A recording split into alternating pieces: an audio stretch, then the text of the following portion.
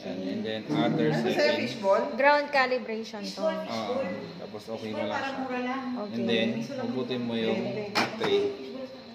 Pagkahugot, Opo. long press mo lang yung yung machine. Okay. Bakit grabe? Ayaw ah. Yan, lalabas si ground calibration. So, gagawin mo, tatanggalin mo muna to, yung waste basket. Kung may laman, tapon. Tapos, linis. And then, timbangin mo na siya. Pindutin mo na yung tear mo para maging 0. And then, balik mo siya dito. Yan. And then, siyempre natin. I-run natin to. Mag-grind na siya. May beans pa kayo. Meron. Lagyan.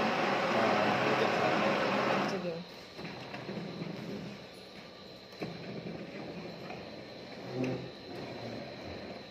Yan. And then, hugutin mo ulit. May nag-grind na siya. And then, titimbangin natin yun.